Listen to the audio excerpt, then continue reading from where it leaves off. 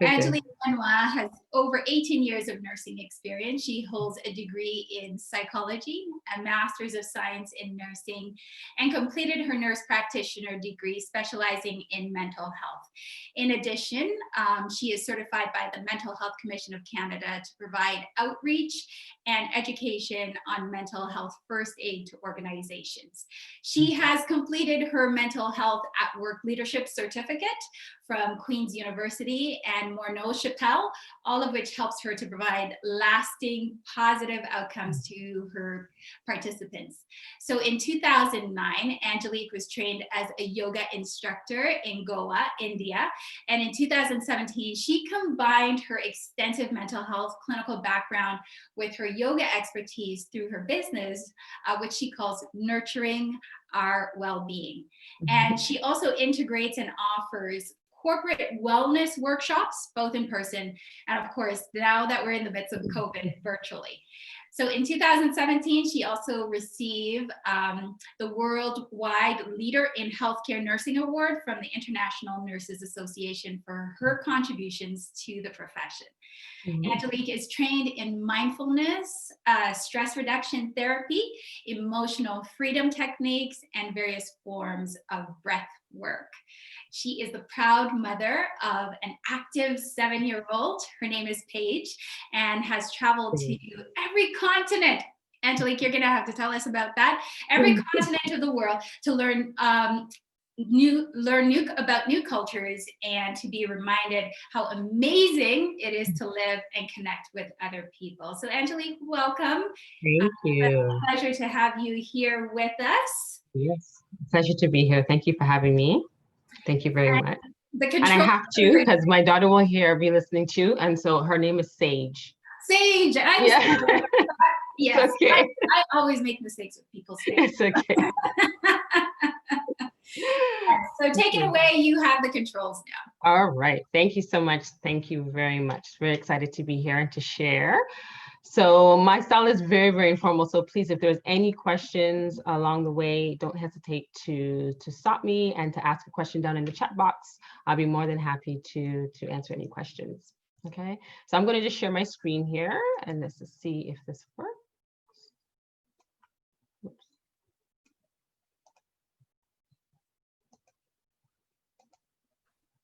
Okay. Great. All right. So hopefully everybody can see it. And if you can't, please, I guess, put it in the chat so we kind of know.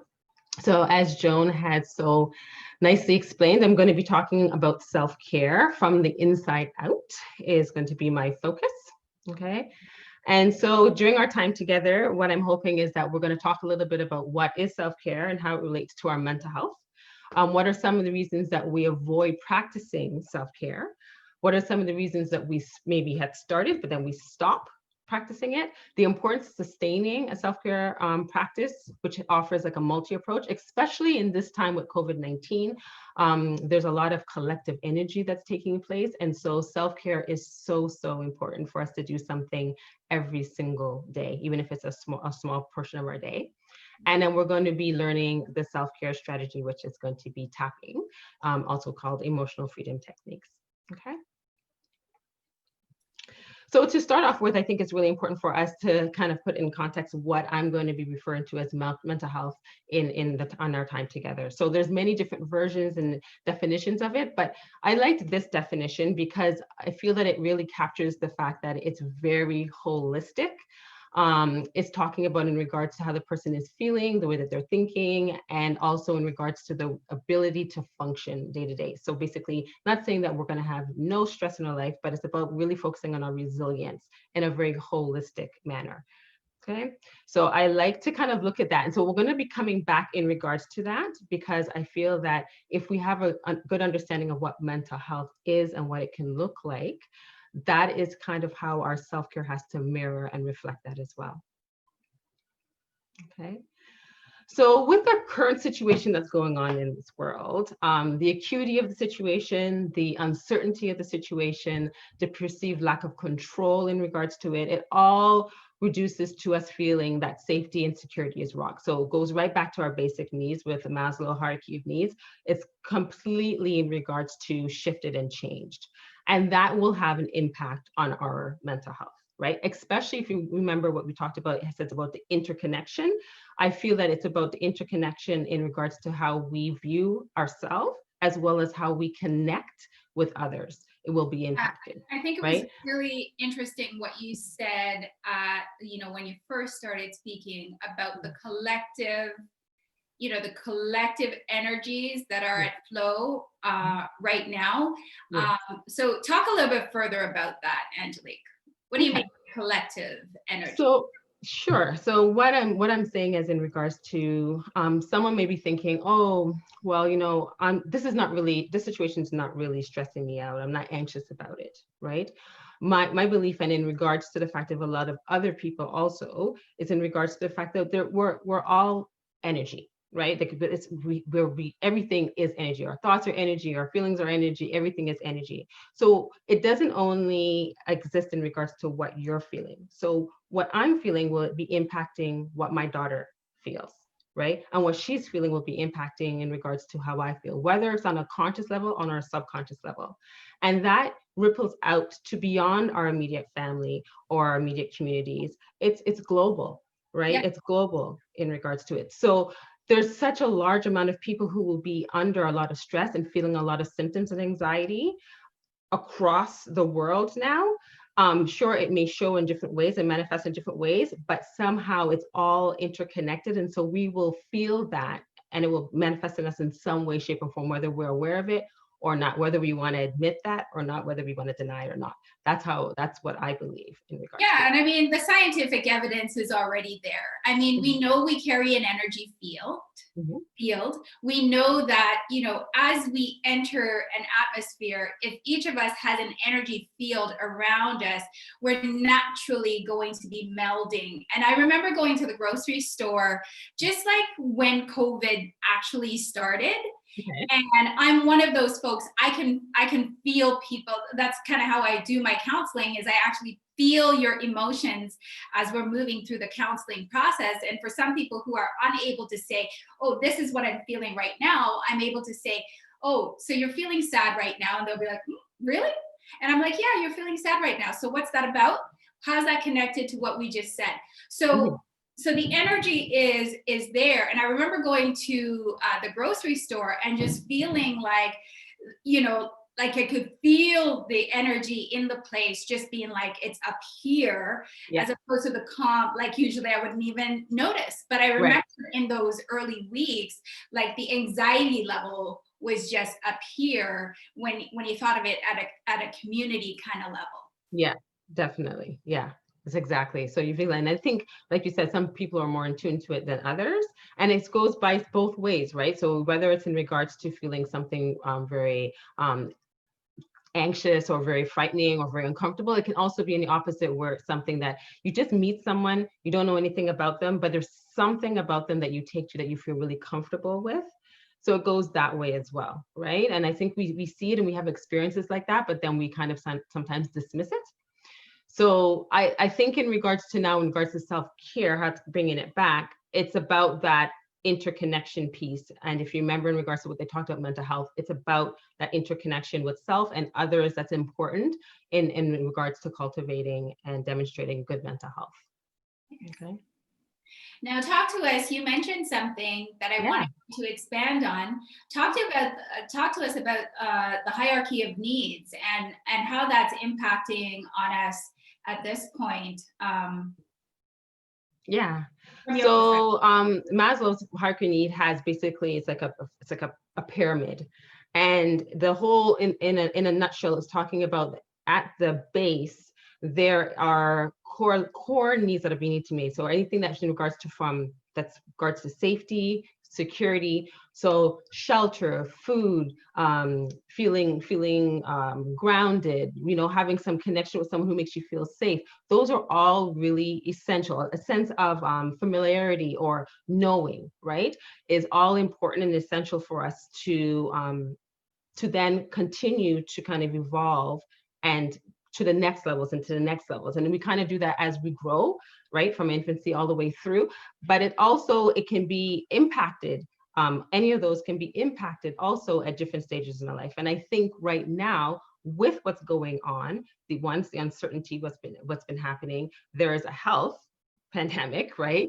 So, and there's a lot unknown about how it spread and how it's shared and how we can protect ourselves. And if it's not even ours, if we're at home, being isolated, we're still having concerns with other people, friends and family and all that. So all of this, the thoughts that we have, and it goes back to what you're talking to, Joan, in regards to the thoughts that we can have a lot of those thought traps, right? In regards to, oh my goodness, what happens if, my aunt or my parents or whatever the situation, that even if we're home, we can still be feeling and accumulating a lot of stress in our body that can impact us on many different levels.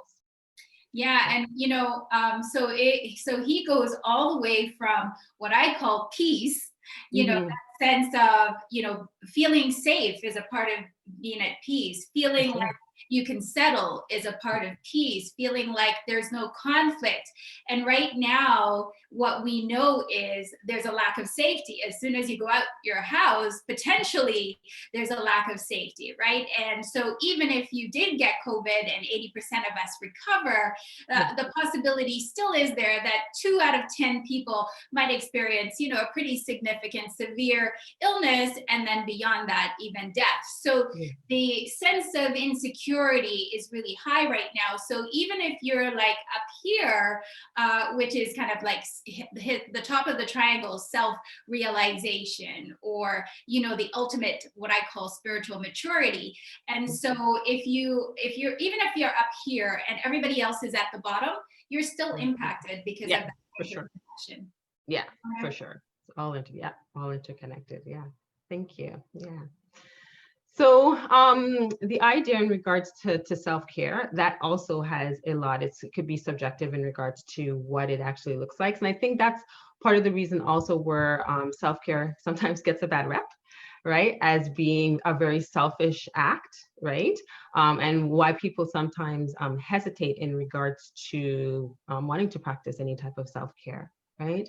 But one of the definitions to them here that I had that I really liked is in regards to that it's something that is learned. And sometimes people are kind of surprised by that. And they're like, really? And I'm like, yeah, it comes from in regards to the fact what we see our parents, right? How did our parents practice self-care? How did they teach us self-care? Or any other person who was a significant person in your life, right? How did they demonstrate what self-care is about? And really planted to see that your worth the self-care, right? It takes a lot of practice, it takes a lot of effort, but you're worth kind of implementing and cultivating that, right? It's very purposeful, and it's something that's continuous. And I like the part about the continuous, because sometimes we kind of park self-care, and then when things start to unravel and we're feeling not really well, then we're like, oh yeah, okay, I'm gonna do my self-care now, right? Right? It's very conditioned in regards to a time frame. I like to invite you to always practice self-care, even if you're feeling well, right? And you're not feeling like you really need it. It's good about maintenance and prevention also, right? It's about it's about care and cultivating a sense of comprehensive self. And it's also about really helping about knowing yourself, right? We change. We're always changing. We're always growing. Our needs and if we're very reflective, we'll always see that our needs are changing. And I think, and I believe that your self-care practice should be changing with you, with that, right? Because what might have served you 7 years ago may no longer serve you now, as you mature differently and you know yourself differently, okay? It also involves action and your attitude, because we all have biases. And so I wonder, in regards to, other than the fact of that it's selfish, what are some other biases that people may have or attitudes may have? And I'm not quite sure if you've ever had a conversation, Joan, or if anybody that's participants is listening, if they have any thoughts in regards to that. What are some of the attitudes that maybe can contribute to someone not wanting to start a self-care practice, or perhaps stopping a self-care practice? Right. Come on, guys. Type in your responses to the question. What stops you from taking care of yourself? And now, Foster, and you let me know, Joan, because I can. It's a very good one. One of the things I always say to my husband is, you got to start taking care of yourself. Because he takes care of everybody else, right? And so, I always have to encourage him. So Helen, so Denise, for the rest of you that are online, tell us, what stops you from doing your self-care? So Naisha, I hope I'm pronouncing that right. I'm sorry if I just messed up your name, but tell us, oh, you. Naisha says me. I stop me from my self-care. Donna says time, and taking care of others first. Isn't that so true? Mm-hmm. Keep them coming. But that's so true in regards to the me. When I hear that, I'm thinking it's about those self-sabotaging, right? When we often get in our way, even if there's something that serves us, we kind of just get in our way of doing something. So I can totally get Denise, that. So Denise says, I'm a party of one, so nothing stops me. She says, if anything, it would be time. Okay. Kim says, not choosing myself first. That's what stops her. Roseanne says, it wasn't something that was practiced in my family. My mom and grandmother were always taking care of everyone else. I used to view it as being selfish. Okay. So yes. So thank you so much for sharing your thoughts in regards to that, right? And that's where in regards to the attitudes come in. So it's about what you can do in regards to shifting that mindset now, right? Because as much as we learn the different techniques and different strategies, if you still have the mindset that once again, that self-care can only come after you've done all these other things, right? And then by the time that you've reached there, like you probably are exhausted, right? And then you don't really practice it. It's about in regards, okay, realizing that pattern and then shifting it and saying, okay, you know what, now it's time for me to put me first. It doesn't have to be a long period of time, where sometimes people have this belief or myth that, this it's about going to the spa, right? Or getting your nails done, something that takes all day and it's about pampering, Right.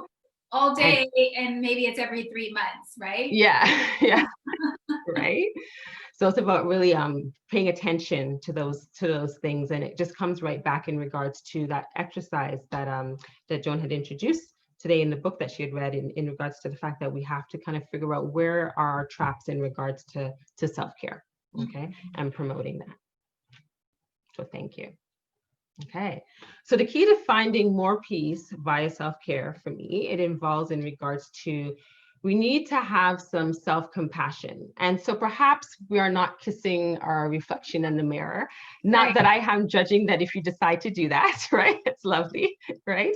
But it's really about in regards to some self-compassion for yourself if you want to implement that it's okay that you want to put yourself first for this particular time, right? So for example, myself in the mornings, I get up before my daughter's waking up or anything like that, and I try and I do my self-care practice, whether that is some journaling, some meditation. I will be doing some of my tapping, or sometimes I will go for like a short little nature walk, whatever it will be, or exercise in the back, right? I try and do that first, and I find that it helps me just show up as a mother that much better, right?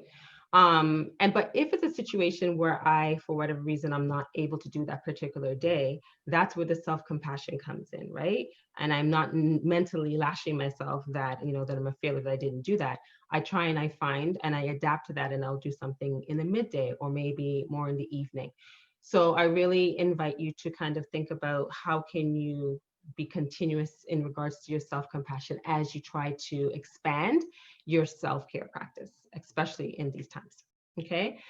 Incorporates a multi-level approach, was very holistic. And I think I kind of made mention to that when I talked about the definition of mental health is very holistic, it's at different levels.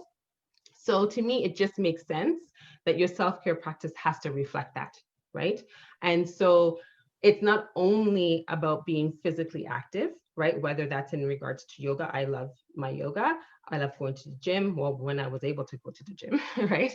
But I love to be physically active. So there's that piece, and you might have your own physical practice in regards to what you do. But it's also, okay, so what are you doing in regards to the mental piece of it, of your practice, right? So are you doing reflective things in regards to identifying your thoughts, right? Are you doing things in regards to meditation? Are you doing things that are in regards to being mindful, like being present in the moment, right? So I think it just has to be something that's very, very broad. Also in regards to the foods that we're eating, right? Nutrition is a huge one. We had somebody in the summit talking about nutrition, right? It's huge. So it's not only about in regards to food impacts your mood, but it's also how you're eating the food, right? How you're enjoying, what's your connection with even the food, that process of eating, right? It comes back to that connection that we talked about too, right? And then it complements an existing routine. So this is something that I tend to advise individuals when they say, oh, I kind of got stuck, or, I always do it and I come out of it and everything like that. And I go, that's normal. That's just like, it goes with the stages of change, right? You try and implement something and you might, fall off or relapse, as people call it, right? It's an opportunity now to see how you can do things differently. And it's all about that learning. You come back onto it. But what I always like to advise people to do is, if you can add the components of what's going to serve you well in your self-care practice now to something that you're already doing consistently in your life, it's going to flow and be integrated into your day-to-day life that much easier, right?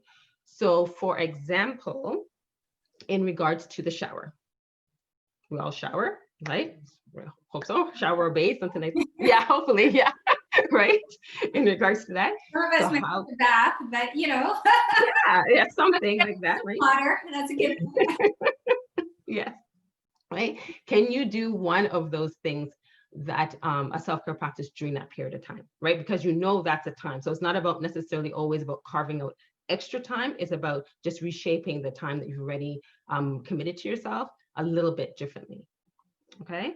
Hopefully that makes any sense. It makes sense. Yes, And you have no questions about that. both Donna and Helen left notes saying, so Donna, who had said before that she takes care of other people, she says, now I am totally taking care of me. Working Good. in the mental health and development field, your work and home is all about others. Now it's all about me. Okay. All right. So I know Donna, that sounds like it felt good to type that. so like, take care of herself. I'm loving it, Donna. And then Helen says, good points. Even though we may be well, it's good to practice self-care daily. It's like daily prayers. I need self-care so I can help others. But I get super distracted like Donna before. Okay. Yeah. And so it's about, once again, implementing. So it's also knowing in regards to what's your style, even in regards to obtaining information and learning. So I always been like a sticky note queen.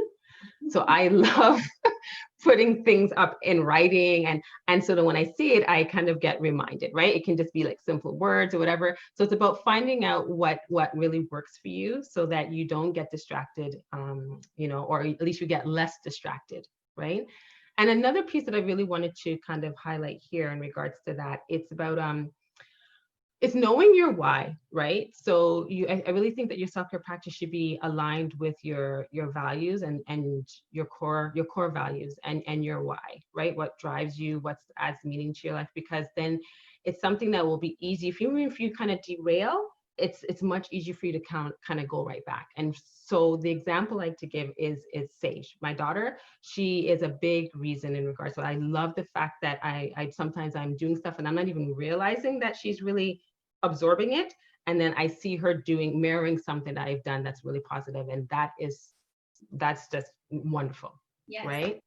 So for those who you're talking about, you're caring about other people. If you look at self-care as your own care, that you are doing exactly that in a different way, you are still serving them and helping them in a different way, because they're going to feel your energy, and they're going to feel that you're more accessible to them, right, in a different way. So yeah, I just wanted to point that out.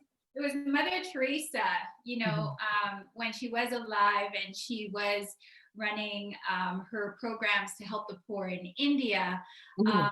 you know, they would spend, I think, 2 hours in their time of devotion and prayer before they would start the day. And I think it was a reporter or somebody who said to her, you know, how can you afford to like spend that much time in prayer? And her response was, if we didn't spend this amount of time in prayer, we'd never be able to serve the people that we serve and do it well without feeling completely depleted. So she was totally like in that space of, this is what fills us up, this is what replenishes us so that we can go out and serve. And so it's a must, not a, you know, hey, let's do it now. Yeah, It's a must. And I think oftentimes we don't think of it as in that way. We don't think about service as the life that we live. And so we don't think about the filling up and the replenishing as something that we need to do daily. Yeah, so true. So true. Very true. Yeah. But once you start to do it, and it's something, once again, once you feel that difference, then that's something that you will stay, and hopefully that you can remember that, right? In regards to moving forward. Yeah. Okay. So that leads us to emotional freedom techniques, right? So the tapping, so emotional freedom techniques, it's under the umbrella of energy psychology, right? So people may know it much more commonly in regards to tapping, and we're going to go into a little bit in regards to that, right? Let's ask that question. Okay, type yes if you have heard of tapping before, other than me mentioning it yesterday, if you are familiar with it. So just type yes or no. Kim says no. Natalie says yes. Denise says yes. Nisha says yes. Roseanne says yes. Okay. A lot more people than I thought. Helen, no, just tap dancing. Okay, Helen. Donna says, what was the question? Donna. Are you familiar with tapping, Donna? That's the question. I think that was a joke. Yeah, okay, all right. Because I can't see anything, so I don't know who's saying what. Okay. All right, so that's good. That sounds like some people are familiar with it. Yeah. And I guess how many of those who are familiar with it, how many are practicing it? Okay, say I if you're practicing it.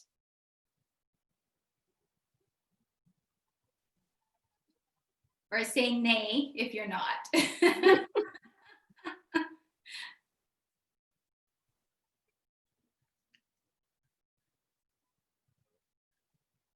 Natalie says I've forgotten. Okay. Tasha says I am, and my family too. Denise says no. Roseanne says no. So there's familiarity, but not necessarily the practicing of it. Okay. And that's fair enough, right? Because sometimes we might learn something comes to us, and then it's not the right time, and then maybe this is the right time, right? Yeah. To kind of learn it, right? So it is an excellent complementary strategy, and it meets the 3 criteria that I had mentioned previously, right? Because it definitely allows you to have that whole self-compassion piece too, and it's the connection, all those pieces, right? And it's accessible to everyone. I really can't think of who it wouldn't be accessible to. It's kind of like everyone's accessible to, your breath, right? Your breath is always with you. You can utilize it. A lot of times people underestimate the impact of breath work and the variety of breath work, because there's not to derail, but I just want to share that because we're talking about self-care. There's breathing techniques to help reduce symptoms of anxiety. There's breathing techniques that will help you if you're more angry, noticing that you're more on edge and getting irritated, right? And there's some if you're having problems falling off to sleep, right? If you're finding that you have a lot of racing thoughts, or if you're really fatigued and you need something to give you a little bit more energy, like breath work is huge. And it can really, once again, complement a lot of whatever you're already doing in your self-care. It just oomph it up a little bit more, right? And similar with EFT, emotional freedom techniques. Okay. So this is kind of highlights what we were kind of touched on at the beginning in regards to the different emotions that we feel, and that we can be feeling it off of different people at different times, depending on how attuned we are in regards to how we're feeling. And as you can see here, they have it there on the left-hand side, a listing of it, and it has the different emotions on the third one. The log there is talking about in regards to the frequency, right? So you notice that the ones like peace and enlightenment, kind of what we were talking about with the Maslow, the self-actualization, they'll be more vibrating more at the upper levels, right? And then when you're feeling a little bit more in regards to then what we would call negative emotions, right? So maybe some bitterness or hate or anxiety, regret, shame, the vibrational frequency would be a lot lower. And it also shows how it's connected in regards to how we would be viewing life, okay? How we're looking at the world, how we're looking at the life. And then also, it's not here, but I also feel very confident in saying it will impact in regards to how we feel about ourselves, right? And that too will also impact in regards to how we value or how we implement our self-care, right? So everything kind of builds on each other. It's a kind of a cycle that we kind of have to sometimes just have to start, even if we don't feel like we really are at a place where we want to start. Sometimes it's that initial starting where you need the most amount of energy to kind of just do it. And then you get into a routine and you realize, okay. And you look back and you realize, okay, this is not as difficult as I had imagined. And this actually feels a lot better, than I thought. And sometimes it's not you who notices it. It's somebody that you've interacted with, right?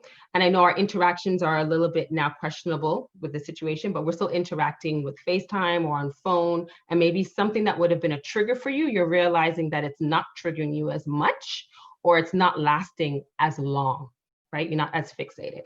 Okay. Yeah, I love David Hawkins' work because he has done scientific studies which look at this whole idea of the vibrational energies, actually measuring physically, more with physics, the vibrational energies of our body in these different emotional states. And in his book, he actually uses a whole bunch of studies and pulls them all together to adjust. I'd never seen the I'm just gonna move us out of the way for a second. I've never seen the life view connected with that. I'm sure it's in his book, but I probably just missed the when I was doing this, I was listening to the audio book.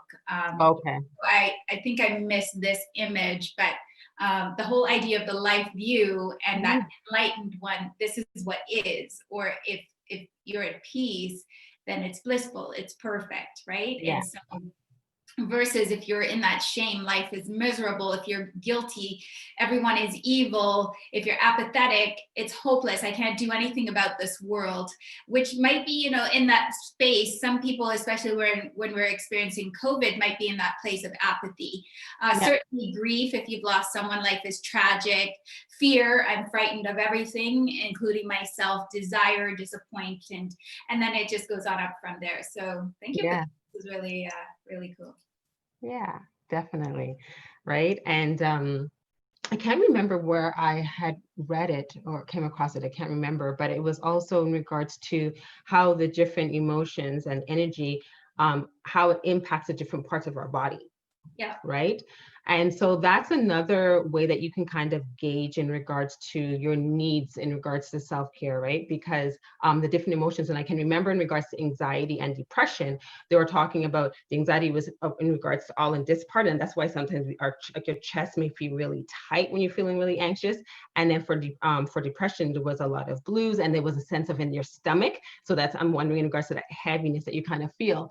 So all that to say in regards to when you're doing your self-care is to be very mindful in regards to how you feel before you start something and how you're feeling after, right? So that evaluation piece is really important, because sometimes we're so like distracted and we're kind of just an autopilot and we're just kind of doing, even though we're trying to do all the right things. And then someone goes, is it helping? And someone's like, I'm not really sure. Right. Right. I really don't know, right? And that's not encouraging, right? That's another reason that can be a barrier of why you would be consistent with your self-care practice. So even though it might sound really like teachers going, oh my goodness, I have to evaluate, it's really important. And especially for when we're going to be talking about in regards to the tapping and EFT, it's important to gauge the pre and then after you redo it, that's how you feel after, okay?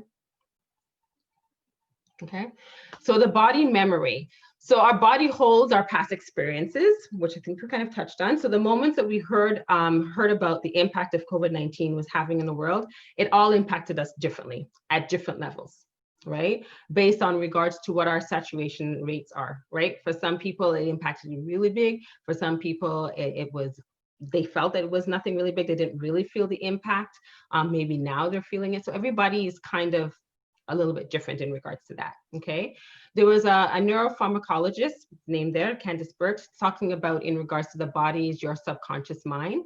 And there was some research that's showing in regards to the fact that it's not only in our brain in regards to where we have memory, it's also in regards to our organs, our skin, the muscles, endocrine glands. We have receptors, right, on them that can store emotional information. So if we've been impacted by something, and maybe this experience has been a trigger of something else, or just the idea of having the restrictions is a trigger for something else, or maybe now the fact that we have these restrictions and now we're in different dynamics with our whoever's at home with us, whether it's a relationship, and that was somebody on the summit that talked about the relationships, that can cause a lot of different triggers, right? The way that we are parenting is different, that can cause a lot of triggers. And so this kind of builds as an accumulation in our bodies, right? So there's this whole sense in regards to, in the research, that our body remembers. Absolutely. Candice wrote the book, The Body Remembers. There's another gentleman, I'm totally slipping, but in my book, 490, Forgive and Live Fearlessly, I have a table there. What he did was he actually connected the meridians, which traditional Chinese medicine talks about, connects the emotions that the Chinese identified as connecting with each of the major meridian points to the 12 major organs of the body. So he's a psychologist from Australia. And so in my book 490, I actually have a table that you see that here's the major organ, like the lung, for example, is about tolerance. On the positive side, it's about humility.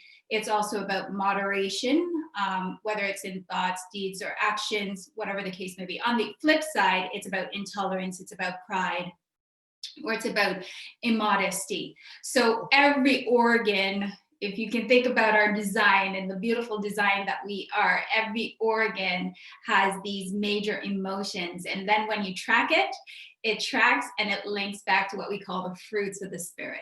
So, love, patience, kindness, gentleness, self-control, all of those are woven into the 12 major organs, right? It's just, when you think about it, you're like, that is just powerful and beautiful and magnificent. Yes, it is. We are.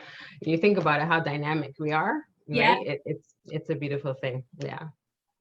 So this here, I just want to say in regards to this image, it was from another presentation that I had done with somebody, and we're not 100% sure exactly where we got it, but I just want to give reference in regards to the fact that whoever it is we appreciate it. Okay, we appreciate it. And when it came across to us, we felt that it was really appropriate for what we're going through right now, right? I thought it was a really beautiful in regards to that we're all one. I love this. I love this image because, I'm always talking about the continents, right? Yeah. I always imagine the continents as like a human being like this, right?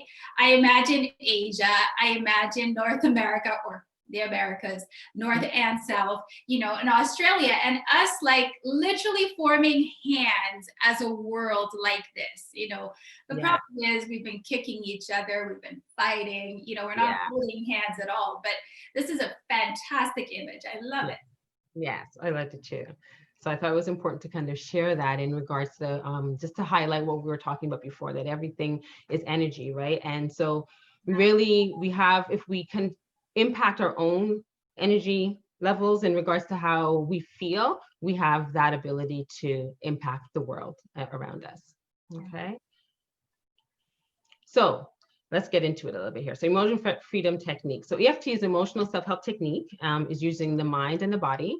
It's also known as tapping, right? And tapping has been known to have a positive impact for a number of different ailments, both on the physical side, so headaches in regards to nail biting, in regards to a lot of psychological issues with anxiety or depression, whatever it is. I can't think of something that you really can't use tapping to kind of help with the shift. Not to say that it's the answer of everything, but it's definitely something that should be tied with a lot of what else that you're doing. Because remember, I was telling you that it's different aspects of it, and that's what I really like to promote, that it needs to be holistic. So this is just one of the tools or strategies.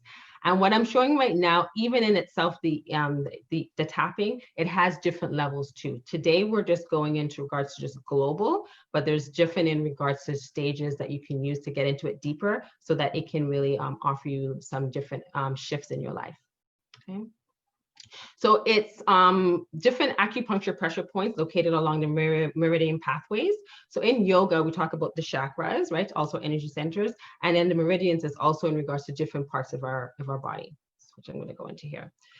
So it is, as had mentioned before, it goes as far back as 5,000 years as part of Eastern medicine, okay? However, acupuncture was also traced back as 4th or 5th dynasty in Kemet, okay? Also known as in Egypt, what we know is Northern Africa. So a lot of people don't realize that piece. And it works more, sorry, Joe? No, most people don't realize that Egypt is in Africa. Is that what yes. Yeah. Right. And a lot of the things that are coming up now in regards to it, when you look back, it's traced back. You're seeing a lot of evidence, even in regards to yoga. It was taking place in those periods of time as well, too. Right. So there's definitely shifts in how we feel in our body and in regards to our thoughts. Okay. And it's a lot of research and it's evidence-based, and it's growing and growing and growing as we speak right here, right now. Okay. So as I was saying, there's different levels and components which are involved, but today we're only going to be moving through the bronze tapping. Okay. So where are the points?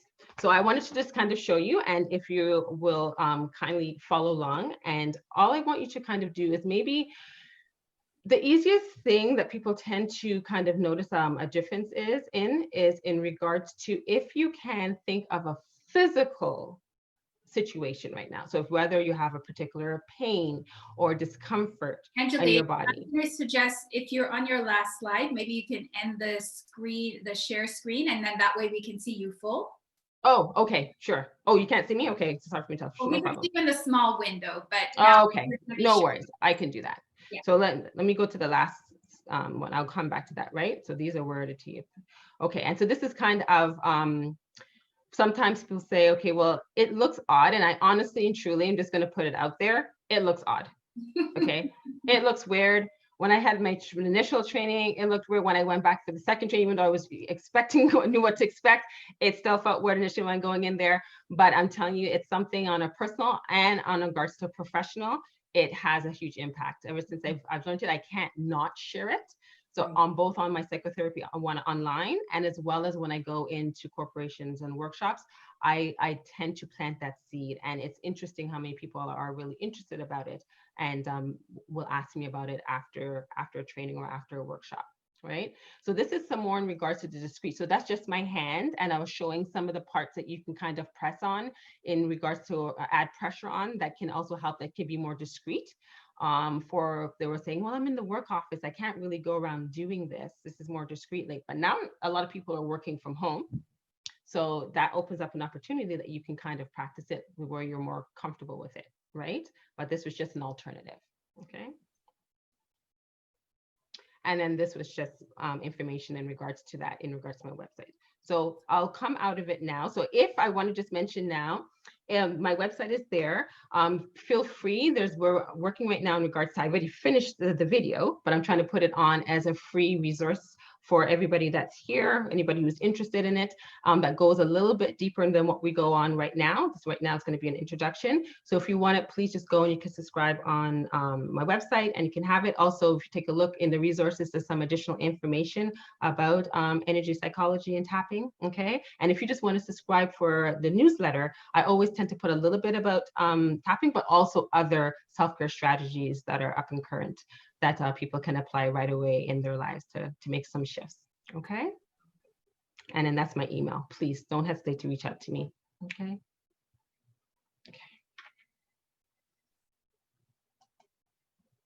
Okay. Did you see me bigger now? Yes. Okay. Okay. Wonderful. Okay. So I always like to suggest that the person kind of just sit with where they're feeling in the moment and kind of just do a scan in regards to their body. Having your soles of your feet grounded onto the floor. And just let your body, just surrender your body to whatever's supporting you, whether it's a chair or the couch or the edge of the bed or whatever it is. Just make sure that you're comfortable. And just really just check in and see what you're feeling. Right? And you can simply focus on that part. Okay. And sometimes people say, why am I going to be focusing on something that's uncomfortable? This is how it essentially works. You're supposed to focus on something that is causing you discomfort. So in this case, that's a physical thing. And you're going to be then tapping on the meridian points that I'm going to be going through in order for it to bring the discomfort up. And then you will notice with the tapping, the sensation will shift. So I can't say how it would happen for you. It's very, very individualized, right? But what I can say is that usually after, maybe sometimes people notice it with one round, but after you go around a few times, you notice a shift, whether the intensity lessens or maybe the energy of whatever you're feeling shifts, and you kind of have to kind of just chase it and see where it's going, kind of follow it. So you're kind of your own private detective. You're just investigating, okay? All right, so the points are, the first part is the left side of your hand right there. We're going to be tapping on that, okay? And then the second point, I'm just going to show you the points now, and then we can kind of do a breathing and going with it, is right on the tip of your eyebrow, right in your eyebrow there. The third spot is right on the outer edge of your eyebrow. Okay. Then it's right underneath your eye on your cheekbones, right there.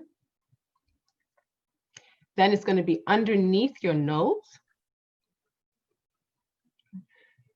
Then it will be right underneath your lip, that little dent in your chin there that we have. And then you're going to be finding your collarbone. You go underneath it and you just go a little bit, an inch out. So it's right underneath your collarbone. I'm going to tap right there. Okay. And you'll notice with practice as you keep going, you'll find where your little sweet spot is, where you find the most release. Okay. Then it's right underneath your left arm, under your rib cage. So for the females that are on, is right like where your bra line would be. Right. And then on top of your head is the last spot.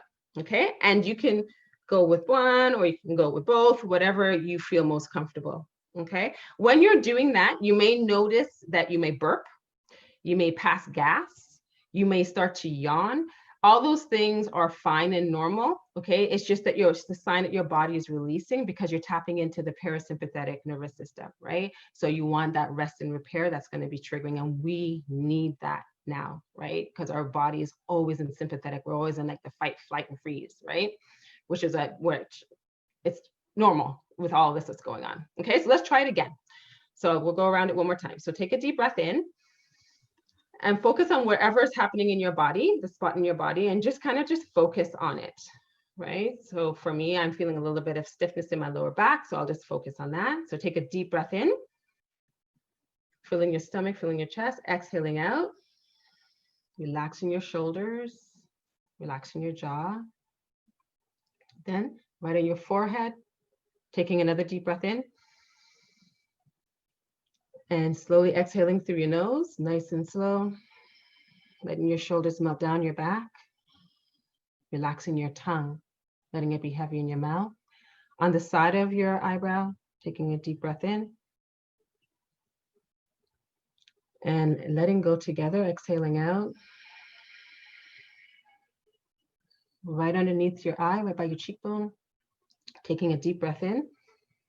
Noticing if your mind is wandering off to something else, and just gently bringing it back to the sensation of tapping onto your body. Exhaling out. Then underneath your nose, breathing in, letting go. Underneath your mouth, right by your chin. Exhaling out. Then right underneath your collarbone, breathing in, letting go. Then right underneath your left arm again. Spleen, exhaling out. And then the top of your head. Take a deep breath in, and exhaling out. And just let your hand just sit onto your head and just feel your body and just feel what your body's saying. Your body's always trying to talk to you and communicate with you. Sometimes we just forgot the language.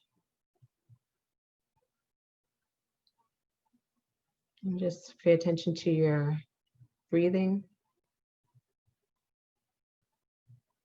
And then slowly release your hand from your head, just have it on your lap. And just scan your body one more time again. Do a little check-in and evaluation to see if your body is shifted in any way, shape, or form.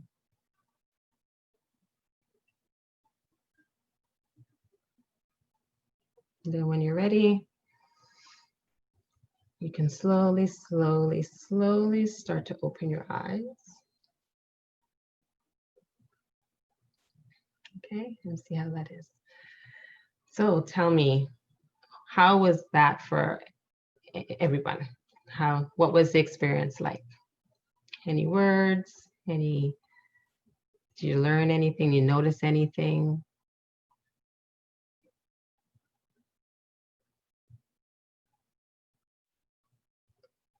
Is that your first, Joan, you do tapping, right, Joan? I don't do it on a regular basis. I have done it before. Okay. And so I would usually assign a number to how I was feeling before. Like intensity. I was focusing on here because for the longest time I hadn't experienced any pain here, but I know with the heightened anxiety in the atmosphere, so I started experiencing that pain again. So I was probably at maybe a 3, 4, and afterwards I'm probably at a 3, so okay.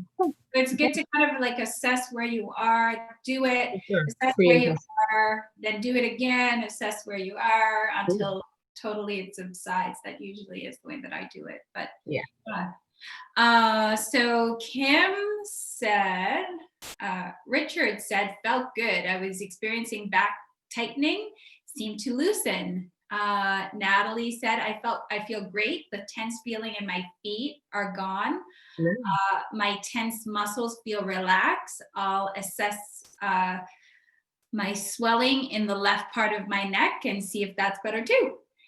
And so Kim said, wow, pain in my shoulder has subsided, not gone, but pain lessened. And let's see, Denise said, relaxing. Do you need to say anything? As when I was taught about tapping, I was told to speak to myself. Yes. And Richard said, how many times do I have to tap each part? And then Natalie said, yes, the swelling has subsided. Oh, wonderful. Good. That's great feedback. Thank you so much for sharing, everyone. I've just been very responsive and shifting very quickly. So. Yeah. And like I said, for some people, it's just really quickly, and some people have to go a few rounds. One of the suggestions I do is also to kind of rub your hands together and to kind of just helping with the energy, right? So you kind of just rub and kind of get connected, feel the heat, and then kind of go through it. And in regards to the number of times, there's no like set in stone. They say like around 7, but honestly and truly, it's a very forgiving process, right? So you can kind of do it, listen to your body. But I know sometimes when you're doing something new, people like to want to know like, how much, and they want it to be, So I would say 7 times is safe. Just kind of just go through 7 and then kind of just go through it 7. But eventually I just want you to kind of just get into your own flow, and because it's about that connection again. When we talk about interconnection, so it's about that connection with your body. Your body will guide you in regards to what feels right and what spot. So for me, it's right here, and I can stay there. I stay there much longer, right? For somebody else, it's different, right? So was there another question there, Joan, that I want to make sure I don't miss any of the questions? Do you say anything? Oh, so there is. So I think I might have mentioned it very briefly, that there are different levels in regards to the tapping. So absolutely, you can have maybe you went to a different training, or perhaps even on YouTube now, there's a lot of people who will be talking about the setup statement. So even though, right, so there's a way that you can talk to yourself, and you say the 3 times here, and then you go around it and focusing. So definitely there are words attached to it. What we did here was more of kind of like an introduction. So we're just doing global tapping. Sometimes when you just wake up and you're just like flooded with thoughts, or you're overwhelmed and words are just not coming, because sometimes people get stuck and caught up with, what am I supposed to say and how am I saying it? And they start to analyze, especially if you're very analytical, right? Very cognitive, right? Yes. So to begin with, we're just saying, just tap, just go on your body and just start to connect. And then you can, if you feel that this is a self-care practice that's serving you and you want to add it, then delve in a little bit deeper in regards to it. And like I said, you can go to my website and find some more information, or just email me, and I can be more than happy to give you some additional information. I have a webinar that's going to be coming up in regards to that, and will be more information in regards to that to kind of guide people who want to go in a little bit deeper. So once again, another reason. Our nurturingwellbeing.com, right? Yeah. Nurturing Wellbeing, and I'm going to just put it in the our nurturing. No, so nurturing our. Nurturing, see, I'm just always okay. So it's N.O.W. So nurturing our well-being on the premise of now. So don't procrastinate on your self-care. Do it now. The hour is because I really believe that it's our responsibility. I could have said nurturing your well-being, but the hour is we help each other, right? And what happens with one, it ripples out to other people. So it's really an hour situation, right? So it's nurturing our well-being. So yeah, stay tuned with the subscribe, and you'll find out when the webinar comes available, and you can go a little deeper of that and yoga and other things as well. So Helen said, I feel like sleeping. yeah, that's a good thing. That's a good thing. I was distracted by the Buddha in the back. So as I'm a Christ follower, I do go to acupuncture. So I agree with the meridian points helping. Like when I did the tapping at Mass, my sleepy acupressure helps me. Does she know that? Yes, I think she does. Yeah. All right, we have come to the end of our time together. In fact, we are a little bit over tonight. I want to thank you all for coming out and learning with us, and just participating at the level that you did. So tomorrow, Jeffrey Saw is going to be presenting on meditation. So in the same way that Angelique was just wonderful in giving us like the foreground knowledge and then walking us through the practicality of it, the basics of it. You can connect with her if you want to go a little bit more advanced. Jeffrey is going to do something similar. So thank you all for being here, and signing off. Have a great night. Thank you, everyone. Oops, let me see. Keep safe. Before I am rude, let's say, so Natalie says, thank you so very much. This was very helpful, great presentation. Helen said, thanks for your time all. Roseanne said, thanks. And so thank you guys. Have a wonderful, wonderful night. Thank you. Stay safe. Take care. Thank you. You're welcome. Thank you. Bye-bye.